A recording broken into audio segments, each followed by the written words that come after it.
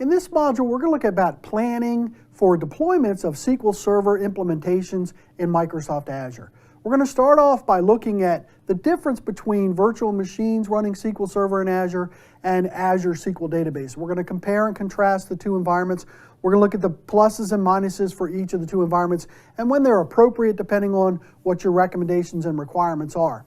Then we're going to look at the storage in Azure and how Azure stores data within the Azure environment. We're going to look at storage accounts. We're going to talk about containers in Azure and the different types of storage objects that are available. Then we're going to look at authentication for Azure SQL. Now, when we look at authentication, we're going to talk about the process for the authentication, the different options that are available, and we're going to look at how to implement the authentication that's required for our appropriate scenario. Lastly, we're going to look at how to deploy databases in Azure SQL Database. So when we're looking at running SQL Server on Azure virtual machines, you have to understand the difference between Azure SQL Databases and Azure virtual machines. And probably the biggest thing is that you completely administer and control both the Windows environment and the SQL Server environment that SQL is running on, unlike with an Azure SQL Database where you really have no control over the server itself. It's running on Microsoft's infrastructure as a service model, which is one of the things that Azure provides. It provides the compute resources, which is basically the virtual machines and the servers that are running, the virtualized servers that we have, as well as the storage. So whatever we need to store for the databases, we store in our storage containers in Azure, and that lets us hold whatever we want in the Azure environment. The two different licensing methods we have for SQL Server on Azure is one, we could simply build a virtual machine off a pre-configured SQL Server image running the latest version of SQL Server, and that's already licensed through our licenses that we have through the Azure environment. We could also simply bring our own license, which means if we already have licensing established in an on-premise environment, we can leverage that by installing Windows, installing SQL from our licensed disk, and actually doing the installation in Azure, and now we're using the license that we've already purchased. We can do any of the versions of SQL that are available in the Microsoft currently supported pipeline. We can install it on Linux. SQL Server is now supported on Linux environments, so we can build a Linux image. We can install SQL Server on that. Azure VMs have an automatic SLA of 99.9%. We can control this a little bit as well. We can build our own clusters to control that. We can put our clusters in different availability groups on different servers and different data centers. So we have a lot of latitude here that we can do with this. In addition, we can put all of the objects that are required for a specific function or purpose in a resource group and manage that group as a single unit within the Azure environment. These are all topics of Azure and managing Azure environments. So if you get into this, you'll have to learn a lot more about the Azure components. But we have the ability to basically create SQL the same way we would in our on-premise data center out in the cloud on somebody else's hardware. So as mentioned previously, Azure SQL Database is another method that we could use to deploy SQL components and SQL environments into the cloud. In the Azure SQL Database, this is a platform as a service or software as a service implementation where we don't have full control over the environment. Most of the administration of the environment is handled by Microsoft. So the hardware, no control over the hardware at all. When you do an Azure SQL Database deployment, you get to pick the server characteristics that you want, which are going to be based on things called database transaction units. And that's the number of transactions per second that the service could handle. And so it allows a maximum number of transactions. And the size of that, the number of DTUs that the server can handle, the more it can handle, the more you're charged based on that process. All of the software is included, so SQL Server is already there. Most importantly, things like updates and patches and features, all of that is being handled by Microsoft. You have no control over that process at all, and it's not your responsibility or your requirements. There's no licensing required here, and you don't really have to pay for any additional storage costs. However, Those storage limitations come because the database is limited in size to 1 terabyte. So you can't have any databases larger than a terabyte used in this type of environment. And some commands, any commands that are going to access the server or the server configuration or Windows logins, things like that, those types of commands are not going to be allowed because you don't have any control over those environments. Again, just like with the Azure environment, the Azure SQL Database has an uptime of 99.95%. The difference here is that this is specifically for the SQL environment, whereas with the Azure deployment, it's just for the virtual machine.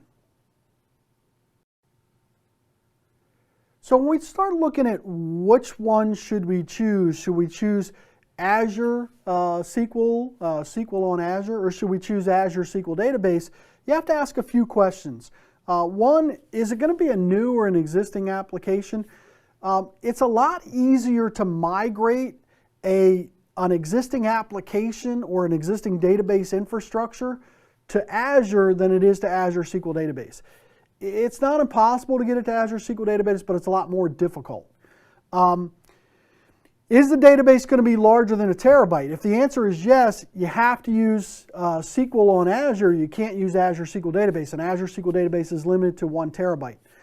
Are you going to have IT resources available to manage the environment? If you want full control and you plan on managing the environment, then you want to use SQL on Azure. If you want all that administration to be handled by somebody else, or you don't have the IT infrastructure to manage that environment, you don't have the IT personnel, then you're going to use Azure SQL Database. Is the application going to be a hybrid environment? Some of it's going to be on-prem, some of it's going to be in the cloud. Then you have to use SQL on Azure because you can't do that with Azure SQL Database. With Azure SQL Database, it's all in the cloud and everything is managed in that one database, and that's what it's done. It's based on a particular database at a time, and that's why it's called Azure SQL Database instead of SQL on Azure. So you have to identify what you're trying to accomplish with this, and then when you answer the questions, it'll point you to which approach works best for you. So when we start to look at the Azure environment, an Azure environment would be just like a very large data center that you had spread across multiple locations, physical locations throughout the world. So think about if you were to set up an internal virtualized environment. Within that virtualized environment, you create little networks that allow different virtual machines to connect to each other. Well, we have the same concept in Azure. So in Azure, what we can do is we can build virtual networks to control the communication between different resource groups, if we will. A virtual network is actually a property of a resource group. And then if we want to connect those resource groups together, we use something called gateways to connect those resources together within the Azure environment. We can also control access. So it's not uncommon for organizations to set up a web server in a DMZ or a screen subnet and then have that web server connect directly to the SQL database where the pages are stored, and we would set up a firewall between those.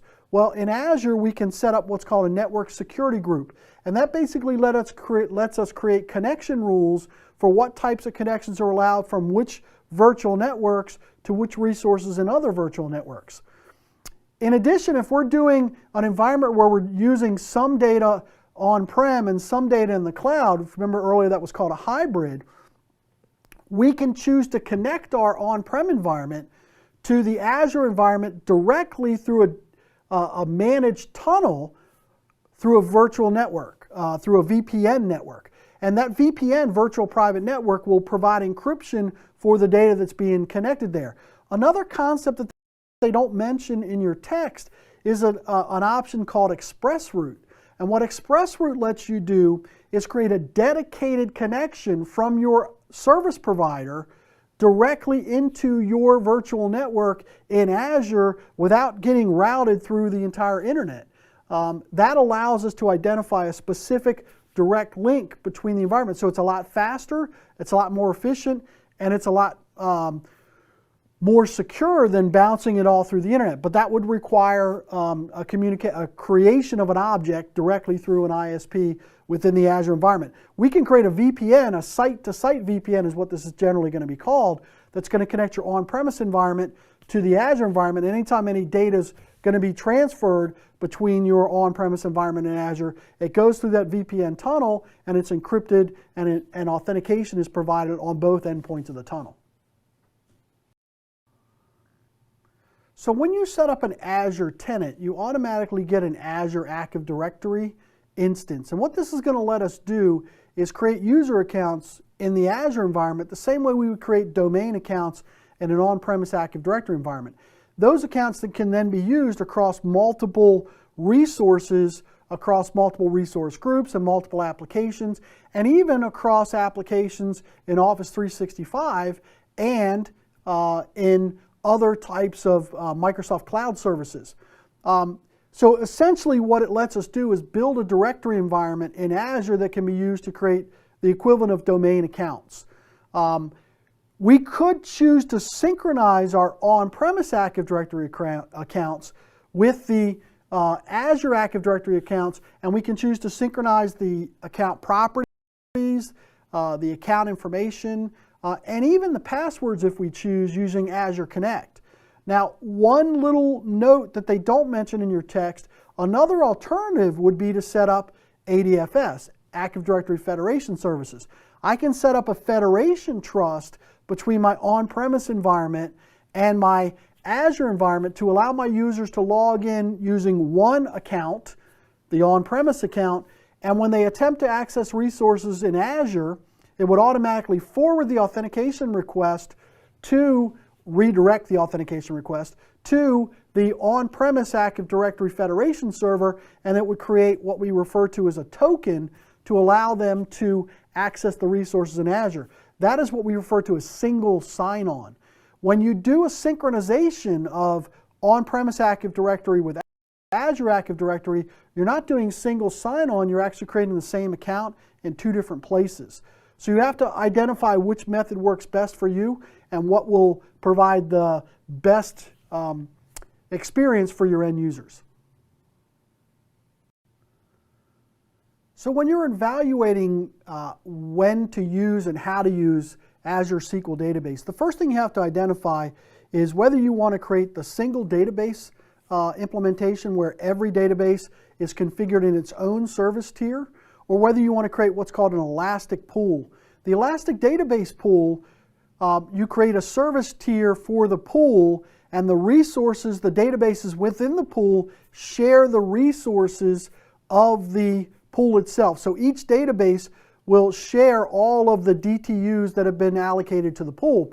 And what it allows is, if you have an environment where you have different databases that are going to have different peak performance periods and different time windows where data is going to be accessed in the environment, I can create a single service tier and have these multiple SQL databases share that service tier. When we look at the service tiers themselves, the basic tier is for small, low concurrency requirements. The smallest number of DTUs is going to be there. We don't have replicas created automatically. We don't have the ability to have the in-memory tables with the basic tier. We also don't get the ability to do point-in-time recovery. We can do point-in-time restores, but it's a much shorter window for how far back we can go. Standard is usually suitable for concurrency databases, not really high-level, high-performance databases, but general use databases. A longer point-in-time recovery, the ability to have a single replica, and the ability to do some functionality within the recovery processes. With the premium tier, we get in-memory tables, we get the longest recovery point-in-time recovery options, we get multiple replicas that are available online to allow us to recover at any point in time. It's also important to note that you can switch tiers at any time with your Azure SQL Database, and you will start being charged for the new service tier based on the time window when you make the switch. So as mentioned previously, the service level that you're going to get with an Azure SQL Database is going to be based on the number of database transaction units that are going to be allocated to that Azure SQL database.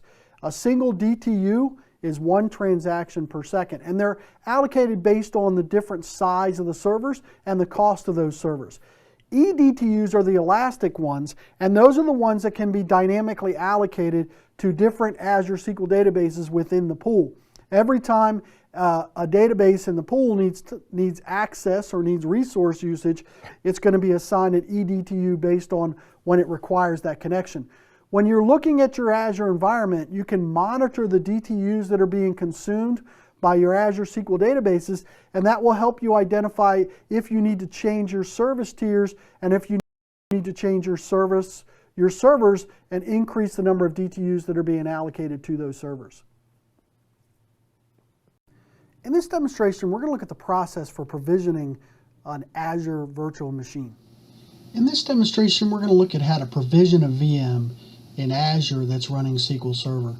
Now, I have already set up an Azure trial, and I have already configured my Azure subscription, and I've already logged into my Azure subscription. So what we're going to look at now is how to create a SQL Server, a virtual machine that's running SQL Server. So when we look at all services in the Azure portal, we're actually going to be able to see how we can add in SQL servers. Now, it's important to understand that what we're talking about here is not an Azure database. Okay, so we're not installing and running just the database. We're actually going to be running an entire SQL server right off the Azure platform by running a virtual machine, just like you would in an on-premise environment. And in that virtual machine, you're actually going to be running the SQL Server service. So here's the virtual machine list right here. They had me trying to find it a different way, and the problem with the Azure portal is it changes constantly. So a lot of times directions and instructions you're going to see about how to do things in the Azure portal are not going to match because the portal's changed. So here we are. We're going to go ahead and we're going to create an Azure. Ooh, that's not really what I wanted. Let's go back to my Azure portal. That'll take me back to my dashboard. Yeah, that's a quick tutorial. I didn't want a tutorial. So let's come, see, I don't want a SQL database, right? What I want is a virtual machine that's running Microsoft SQL Server. So I'll click Add.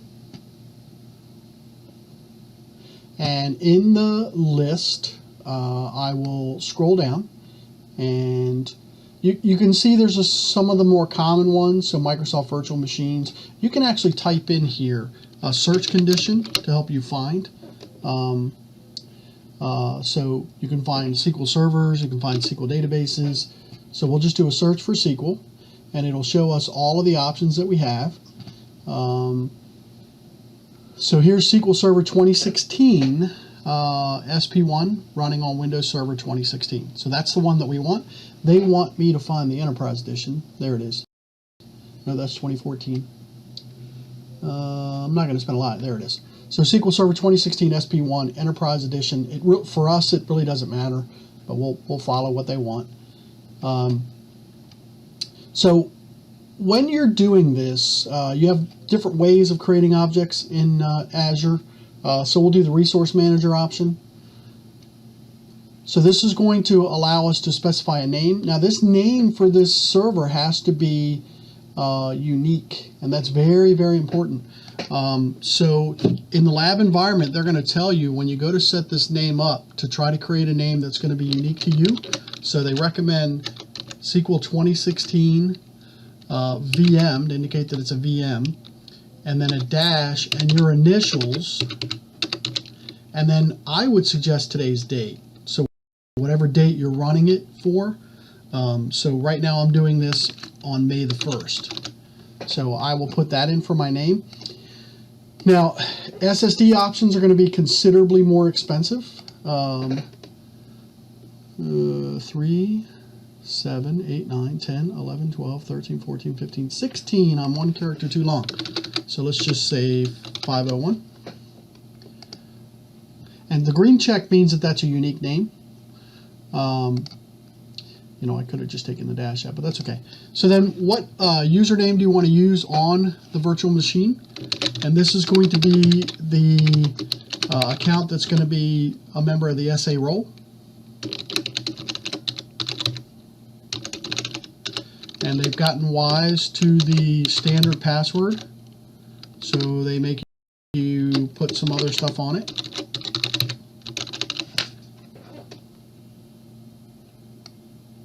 Ooh, that didn't work out so well.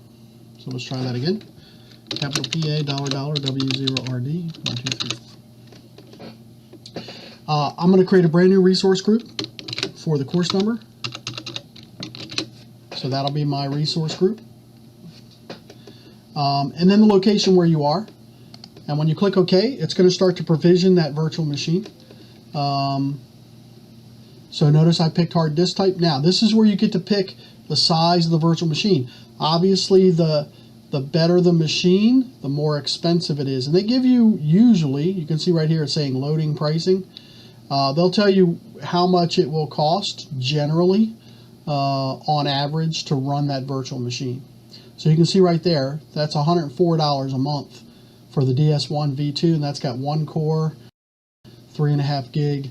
We're not going to use this as a production system to speak of, so we don't have to worry too much about the cost.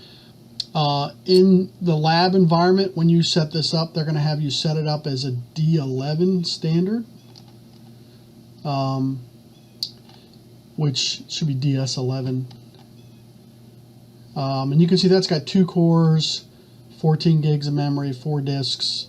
That's not a horrible one. Here's the DS11 standard. So that's $245. Notice it's got 2 cores, 14 gigs of memory. That one's a little high, but we'll go with it. I mean, because it really isn't going to matter. So we'll select that as the machine that we're going to use. Just remember that this thing's running Windows Server and it's running SQL Server. It's just running it on somebody else's hardware. So then we get to control the types of disks that we want, the types of networks that we want to have. So when you're setting this up, you actually have to configure storage accounts. Now notice this is going to create these for us. So notice by default it's going to create a storage account that's the same as the name that we set up. Same thing with a network. This throws a number on the end to make sure it's unique.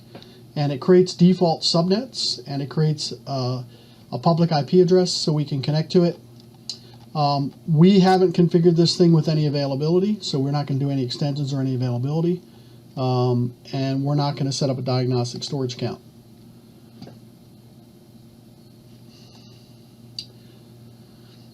So what we will do now is we will click OK, and that will start the deployment of our, when we click OK, this will start the deployment of our SQL Server running on a Windows Server VM in our Azure tenant.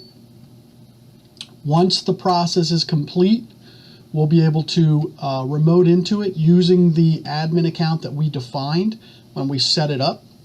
And we'll do that through a remote desktop connection.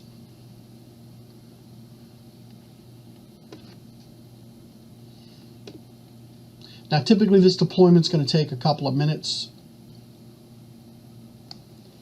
So that deployment took a little over 10 minutes. So you can see that our SQL Server is completely deployed now. This is the environment. Now after it's deployed, if you don't wait for it, if you close the Azure portal or you close the blade, this is referred to as the blade. So we're back in here now. You can see there's my VM details. I can also go over here and click on virtual machines, and there's my server. When you click on that, that brings up the properties blade or the details blade that we just had open. We have the option here to be able to connect to the server, and we'll go ahead and open that up, and this is going to be an RDP connection to connecting to the server itself. And for that, we are going to use our admin account that we set up. And that admin account was demo admin. And the password that we set on it.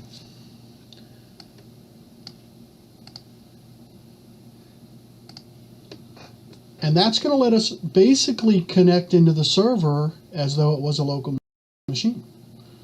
Now remember, what we're doing here when we're talking about an Azure VM is you're actually running a virtual machine on Hyper-V, but the Hyper-V host is running on Microsoft's hardware in one of their data centers around the world. Now I know you can't see all this screen here because it's in a window. There we go. So now you can see it. And just like any other machine, we could come in here, we could go to Start, scroll out here to the right, scroll up, right? It's still booting up, so we're gonna wait for that to finish. But we can actually start up, and remember, it's got SQL Server. So if we open up SQL Server, we have the SQL Server Management Studio. And this will allow us to manage the server as though it was an on-premise server. But instead, it's a server running out in the Ether, the cloud, that allows us to access that server and manage that server from a remote location.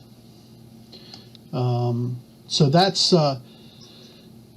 how we can set up a SQL environment. That's how we can connect to our SQL server. And that's how we can RDP into our servers remotely.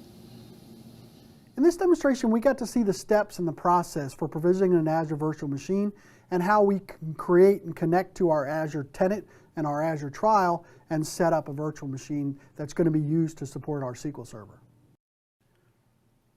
So just like the Azure SQL Database has service tiers that we can create and define, Azure virtual machines have the ability for us to define sizes of the virtual machines based on things like the number of CPU cores that the virtual machine is being allocated, how much memory it has, how much temporary hard disk space it is allowed to use, the maximum number of data disks, the maximum throughput for the data, and even the number of network adapters that we can associate with the virtual machine are all going to be used to identify the level or the tier of the servers that we want. Microsoft created a comparison number called Azure Compute Units. And the lower the number, the lower the server, the lower the overall resources that are allocated to the virtual machine. They also break them up into different series. And this is an ever-expanding list, so this is not complete. There's more than they have in this list currently. So you have the D series, which are generally considered the top of the line virtual machines. But we also can have F series, which are going to be the lower ends. And the G series are like the F series machines, but allow you to allocate more memory to them. And there's going to be different numbers that are associated with these. And the more that we have, the faster, the higher the level is, the faster the systems will be, the more overhead they can handle. But it also means they're going to be more expensive on a monthly basis. In addition, you have to take into account the storage that's going to be consumed. You're charged based on storage. You're not charged for the temporary hard disks, but you're charged on other storage that you're going to use in your Azure environment. You also are going to be charged on data transfers from Azure out to the internet. So you're going to be based on those retrieval bits of information. So these are things you have to take into account when you're looking at pricing your Azure VMs and how much it's going to cost you on a monthly basis. Now remember, we talked about licensing earlier. So when we have the CPU core concept here, if we're going to build an Azure VM with a SQL image on it, the number of cores we don't have to pay the license fees for if we were going to do the bring your own license concept, where we have to keep that in mind when you're picking the Azure virtual machine based on the number of cores, based on the license that we have for our own license we've already purchased. So again, depending on what size virtual machine you choose, you then get the ability to control the different types and number of disks that will be attached to that virtual machine. It's always going to have an operating system disk. The operating system disk is always going to be the C drive. You can't change that behavior.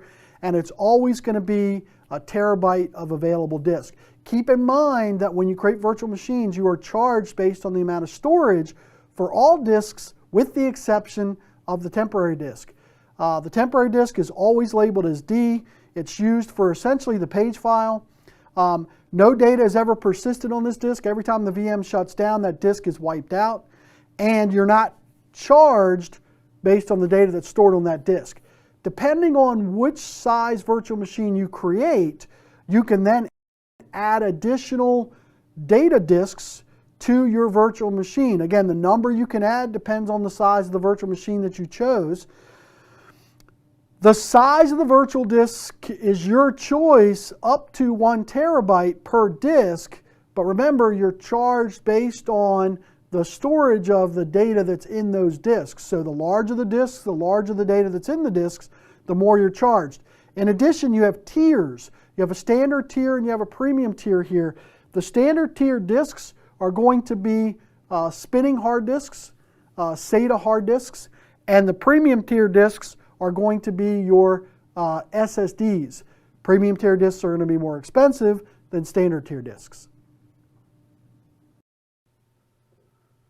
So one of the things we can try to do, remember all this data is being stored in the cloud. So that means that the data's got to be pulled across our internet connection, and depending on the speed of that connection, this could have varying effects on how the query times occur. So one of the things that we can do to try to improve that query response time is by compressing the data. When we compress the data is compressed in either the row or the page, and we can do both options with the SQL database.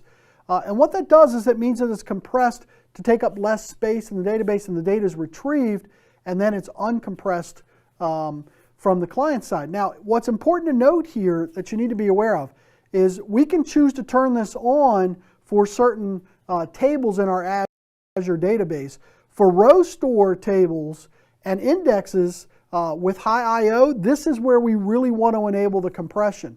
If we have column store tables defined, compression is always turned on for the column store indexes, so we don't have to enable the compression on that. Also remember that compression, while it takes up less space and allows more data to be stored in a smaller space, involves more CPU overhead. The CPU has to identify the compression string that it's going to use to compress the data. The CPU also has to then uncompress the data on the retrieval side. So keep that in mind. There's going to be an overhead process. Now, the text is going to tell you that CPU technology has increased many times faster than disk storage concepts. SSDs are pretty quick these days, but the CPU is still going to be something you have to think about here. When you're buying your SQL database, you're not being charged based on the CPU usage. You're being charged based on the size of the server and how much CPU it allocates. So that's kind of important to note. You are, depending on the environment, limited in storage space, right? Remember, a single database is a max of 1 terabyte. We can also further compress the column store data using archive compression, but this is going to really affect performance because we're basically doing double compression on the data. So you want to be cautious about doing that. We should only use that option, the archive compression, if the data is going to be used infrequently, and therefore that means it's archived. So we would want to minimize the storage space for that so that we can have more data stored in the database. So one of the features we have in SQL is something called instant file initialization.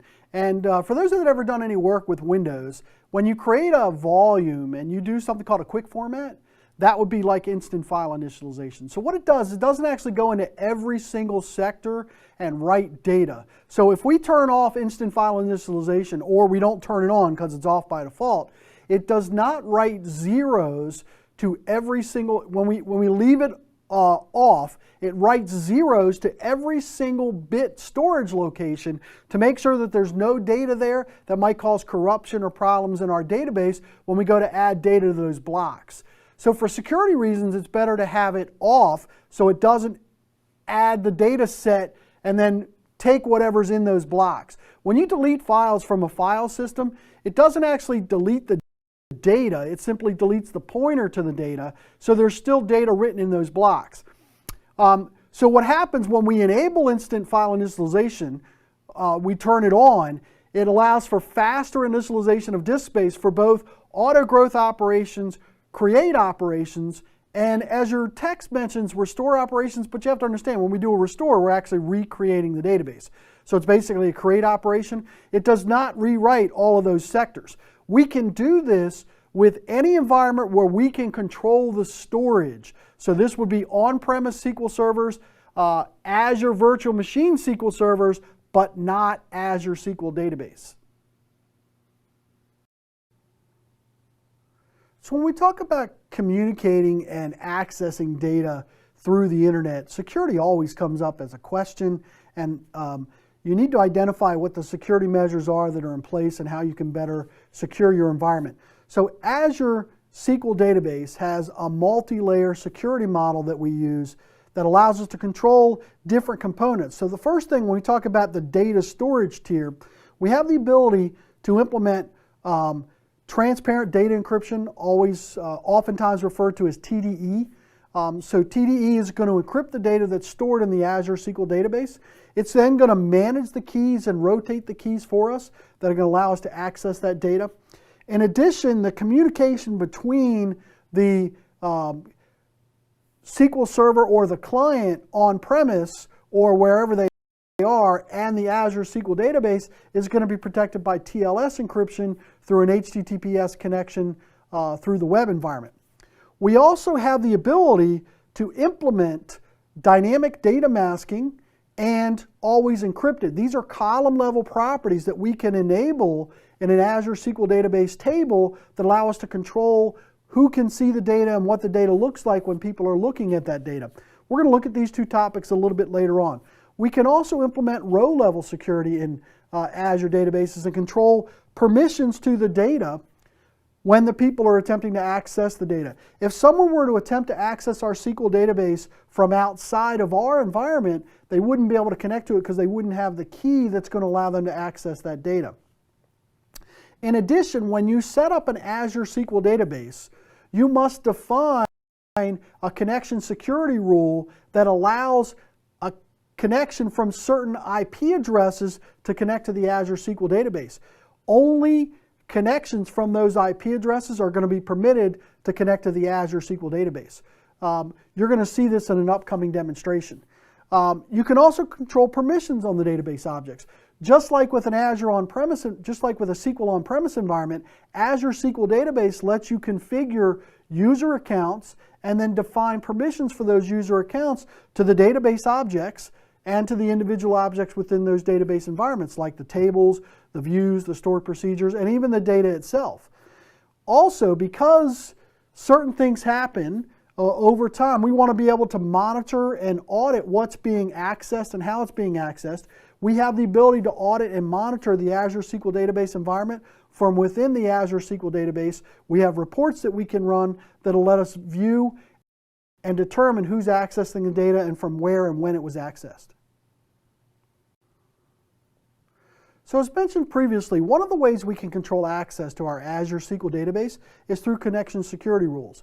Connection security rules are very similar to firewall rules that you would create in an on-premise environment or in a Windows firewall or whatever your firewall product is. But unlike many other types of firewall rules here, all we're really controlling is based on the IP address of the attempted connection. So we can add in individual IP addresses that are allowed to connect to our Azure SQL Database, or we can allow ranges of addresses that are allowed to connect to our Azure SQL Database. We can modify these rules at any time. It's important to note that when you're creating these rules, you have to know what your public IP address is in order to be able to do this. There's lots of websites out there that can tell you what your public IP address is, but you'll need to know what that is. especially if you're in an internal environment that's using things like proxy servers or NAT servers to make the connection to the outside world. The firewall rules then can either be set at the Azure SQL server that's hosting the database, and it's important to understand here we're talking about the Azure SQL Database server that you defined when you set up your Azure SQL Database, or I can do it on the individual databases themselves. You can modify these firewall rules at any time, these connection security rules, either by using the Azure portal, which to me is the much more preferred way of doing this, or by using Windows Azure PowerShell. It's very important that you understand that this is using the Azure RM PowerShell in order to make the changes to your Azure environment. So just like with an on-premise environment, with an Azure SQL Database environment, we have two authentication options. We have the Azure SQL Database, which is equivalent to the SQL Server authentication to an on-premise SQL Server, and we have the Azure Active Directory for Windows authentication, which is the equivalent to Windows integrated with an on-premise. Couple of notes that are kind of important here. One, when you want to set up the Azure Active Directory for Windows authentication, you have to have created an Azure SQL Database version 12. All right, it has to be a version 12 in order to support that, or later. Also, when you set up your Azure SQL Database, it's automatically going to create an account that you're going to define when you set up the database. That account is going to get created as a SQL login, so in here an Azure Database login, and that is going to be a member of the sysadmin role for that Azure database. That is the account that you can use to manage the environment. After that, you can create your own logins defined either on the Azure SQL Database, so you assign a username and a password, or using the Azure Active Directory accounts that have been defined in your Azure tenant that you can then grant access to the Azure environment. Just like anywhere else, Azure on-premise, Azure SQL Server running on Azure, users cannot access the SQL environment unless they have a login. So once you create the login for the Azure SQL Database, you then have to define what that account can do in the Azure SQL Database. So that's going to be the authorization process. So we have the same transact SQL commands that we can use to assign permissions. We have grant, we have revoke, we have deny. We also have the same options for adding role member and dropping role member. What's kind of important to note is, remember, we're talking about users in a database here. We don't really have some of the same tools that we have in Azure on-premise or using the SQL Server Management Studio on-premise to manage the accounts. It's going to be a little different. When you go to add a login or you go to grant or revoke permissions, it's always going to step to the transact SQL code for that. Securables were going to be things like tables, views, stored procedures. We're going to talk about DML language here, so insert, update, select, delete, execute are the permissions we can assign to these securables. You assign the permission to the logins, or if you've created a database user based on a Azure Active Directory account, you would assign the permissions to that account within the databases. Just like you would do in an on-premise environment. Tools a little different because you don't see all the same nodes that you would see in SQL Management Studio connected to an on-premise server. You don't have the ability to manage the whole SQL Server environment itself. You're pretty much limited to a database with a special node for logins. So as we talked about previously, no system is going to be 100% secure, so we might want to implement auditing to identify what types of activities are occurring in our SQL database. So we can do that from the properties of the server. So you go into the Azure portal, you click on the Azure SQL Database server, and then in the settings for that, you're going to have the ability to click on auditing and threat detection. And from that, you're going to be able to configure what events you want to audit and what information you want to keep track of when people are accessing your Azure SQL Database.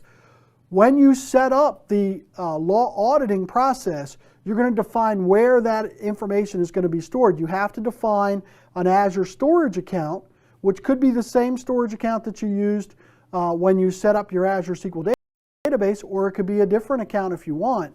And then you can choose what type of container to put it in. It can either be in a blob store or it can be in a table store. Either one. The blob store is going to be more efficient, but the table store is tabular data that we might be able to use in some other process. Once the data is created, we can use the Azure Storage Explorer, which we'll look at a little bit later on in the course, or we can view them directly from the Azure portal from the auditing and threat detection. When we click on auditing and threat detection, we can click on the audit log and we can view the audit reports that are going to show us the data that's been recorded in the audit logs. Using this, we can also, when we define it, define a retention period for how long the data is going to stay in there.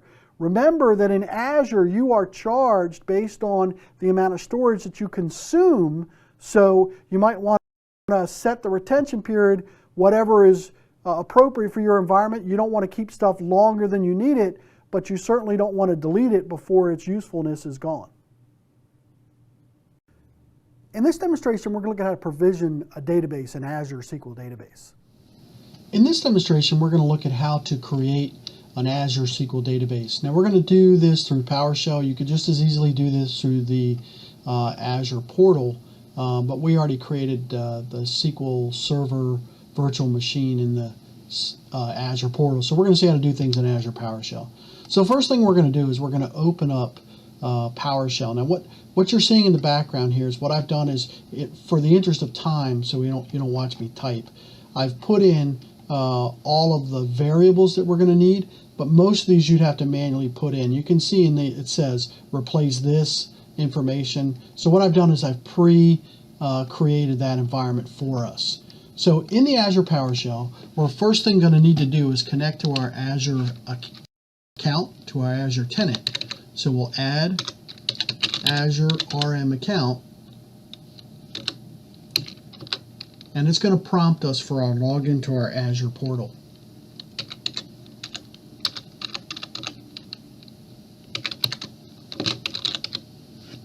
So we click in here.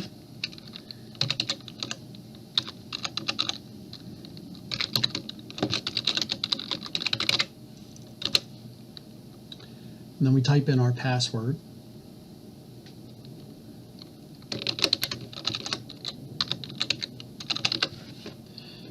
And what you're going to see is it's going to connect to that, and you can see it has your subscription ID. So what we would do is we would highlight this and copy it so that we could put it into our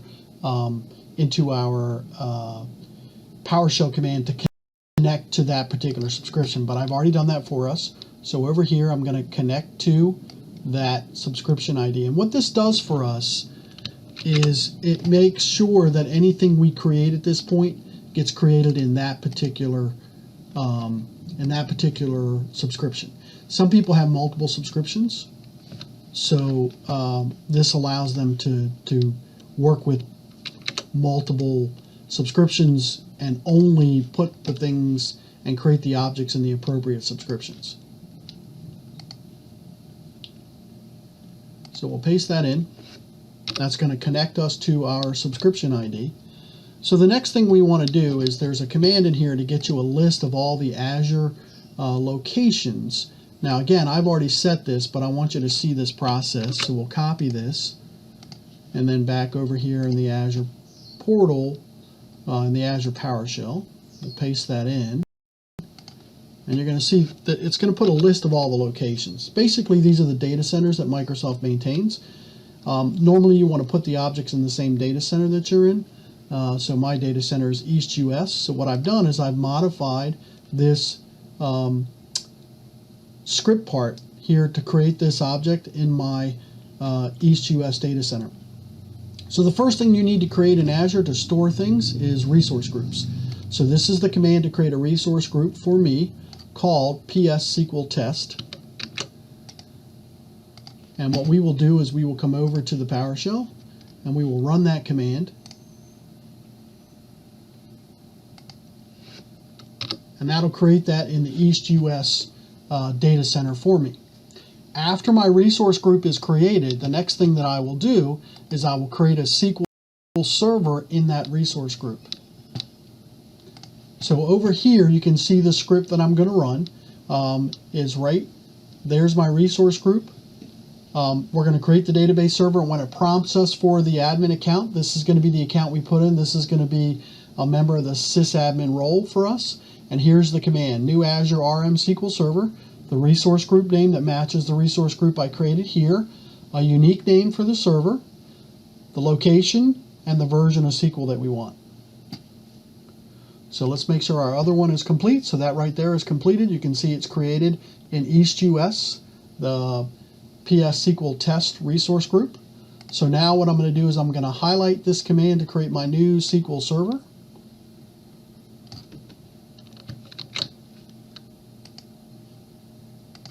And I'm going to come back over to my PowerShell window, and I'm going to paste that in.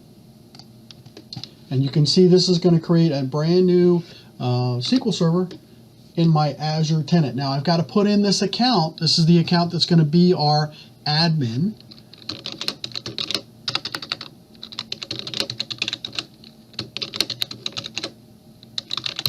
So this is going to be the account, the SQL account that has admin rights to our SQL server.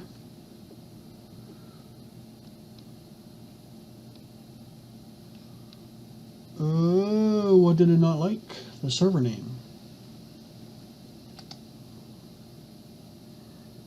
Is that not?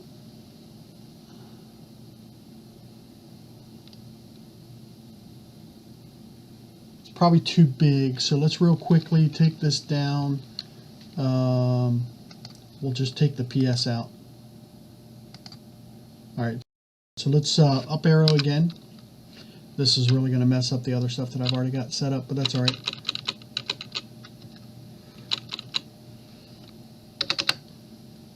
We'll make it PS 501.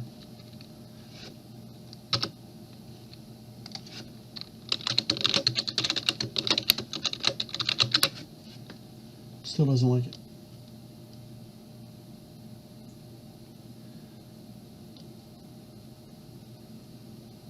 Oh, it can't be uppercase letters. Yeah, that's part of the problem. So it's got to be all lowercase. This is one of those weird things about the SQL Server PowerShell. So that SQL right there is my problem child. So it's got to be SQL. Let's go ahead and make it what I had it before. Let's just leave it at SQL 2016-0501. Sometimes these errors that you get are very cryptic. I've seen this error before in Azure.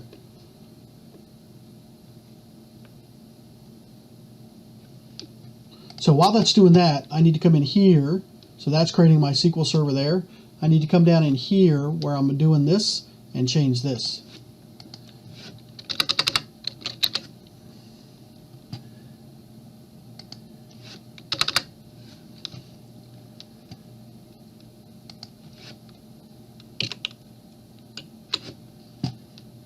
So what this is going to do is it's going to change the name so that everything is lowercase.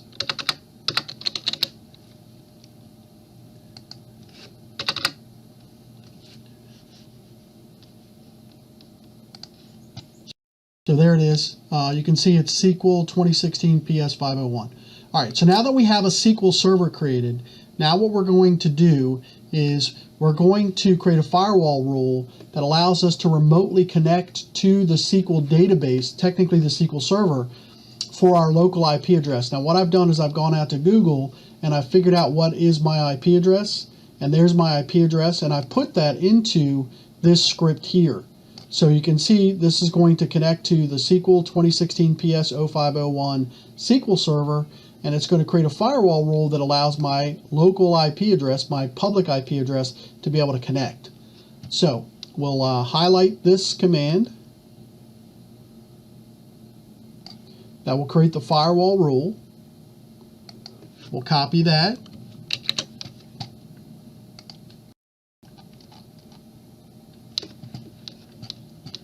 And now we'll go back over to the PowerShell window and we'll paste that in.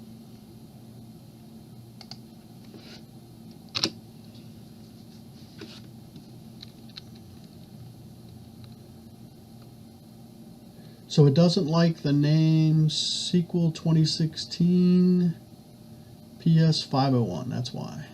So we'll do up arrow. We'll come back over here.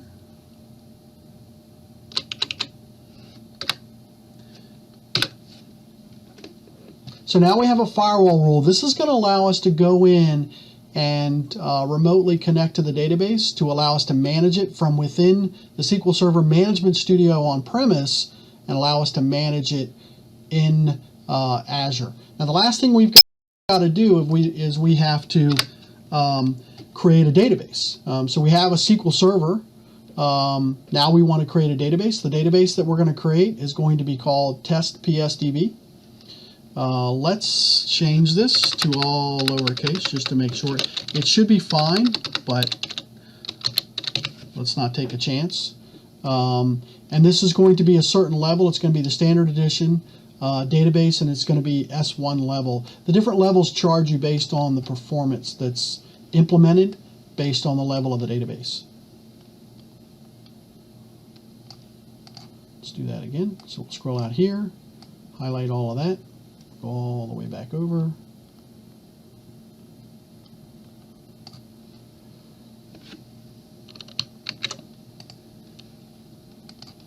We'll go back over to our PowerShell window. We'll paste it in.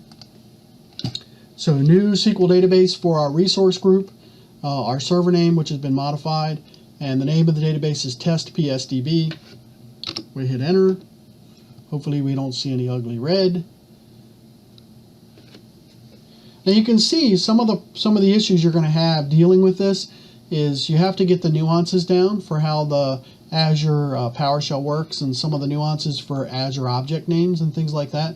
But once you get the hang of it, once you get used to it, you're just going to write these scripts dynamically, or you can go into the Azure portal and create the objects by hand through the wizard-driven environment in the Azure portal. So we're going to wait for this to complete to make sure that we actually have a database. And then what we're going to do is we're going to connect to it in the next demonstration. We're going to connect to it from the, so here we now have a database. So you can see right there the database is created. Test PSDB is the name of the database. There's my collation for the database. Certain properties I could normally set, the size, the status, whether it's online or offline, are all listed in here. The subscription ID is here. This is essentially, for lack of a better way of looking at it, almost like a hierarchical path to where it is, right? So you can see there's the database name, there's the server name, right? So server database is test PSDB. So that's the process that we have to connect to it. Then we're going to actually connect to it from the SQL Management Studio in the next demonstration. In this demonstration, we got to see the process for provisioning a database in Azure SQL Database, as well as how to set up the network security rules to allow connection to that database. In this demonstration, we're going to look at how to connect to an Azure SQL Database. In this demonstration, we're going to see how to connect to an Azure SQL Database that's been created. We're going to connect to it using the SQL Server Management Studio. We're also going to connect to it using the PowerShell. So the first thing we want to do is we want to log into our Azure portal, and I've already done that. So right here is my Azure portal and my dashboard. This is the SQL Server that we created in the previous example, and there's the database that we created within that SQL Server. If we click on that database, it's going to open the database blade, and in the database blade, it's going to tell you the name of the server. So this little icon there is going to copy the server name onto the clipboard. So we'll copy that into the clipboard. We'll go ahead and allow access to the clipboard from there. Then what we'll do is we'll launch the SQL Server Management Studio, and in the connect to the server, we're actually going to change the server name, and instead of browsing and clicking on a server that we have within our on-premise environment, we're going to put in the name of the SQL Server that we had from the environment. So we'll paste that in. That is not the right information, so we'll change that. And if you remember before, our server name was SQL 2016 PS 501. So SQL 2016 PS 501 dot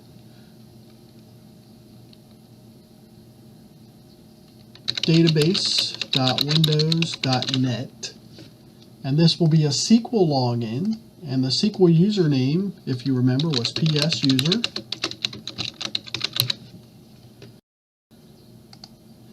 We'll connect to our engine, and you'll notice that there's a lot of nodes missing, right? So that's one of the big differences between an Azure SQL database and an Azure VM. All right, so they're very different.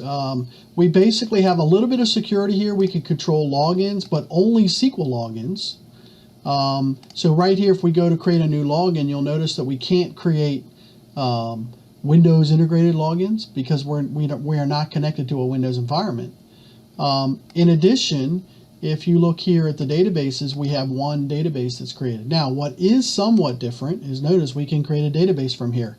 And trust me, this is a lot easier than doing it from the other way.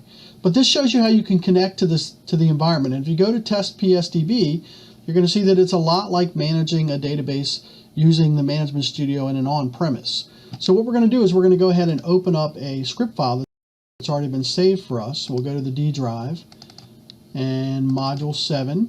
And this is query Azure SQL, right? So we're going to run this query. So we're in the test PSDB, and we're going to run this query against our Azure database. So you can see there's the database that we have in our Azure SQL Server.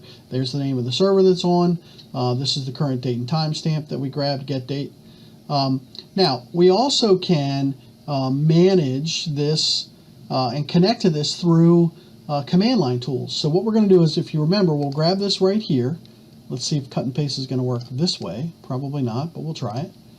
So we'll grab here, and we'll take out this server name thing right here, and we will paste in. We'll try Control V. That did work. So that is the name of our SQL server, okay? And what we're going to do is we're going to take this whole string right here, and we're going to copy this into PowerShell. This is basically going to run a command line using SQL CMD to connect to the SQL Server from within a command environment. So we'll do it in PowerShell, but we could easily have done it in a DOS window. So we have to put in the password for our user, and you can see it runs this command. And the command that we ran in here, if you look, it's easier to see it here. Select the database name, the server name, and get the date. It's the same query here, but instead we're doing it from a command line. So there's the name of the database, there's the name of the server, there's the date and time. So again, what you can see is now if you have tools that have already created connections, you can migrate your databases to an Azure SQL database and just change your connection string, and your connection string will connect to those servers in Azure. The catch, and this is a very important catch, is that the IP address or the IP range has to be added as a client firewall rule to allow the connection to the Azure database in the Azure environment. In this demonstration, we got to see the process for how to connect to your Azure SQL database and how to put in the string and the connection parameters in the SQL Management Studio to connect to your Azure SQL database.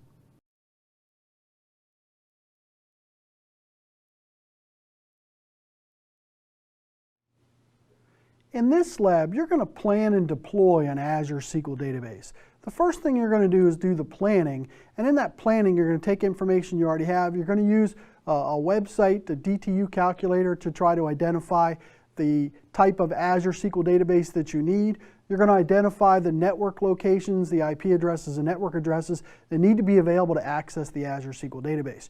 You're then going to provision that Azure SQL database. When you provision it, you're going to create firewall rules to allow the connections from those firewall the IP addresses that you identified in the first exercise.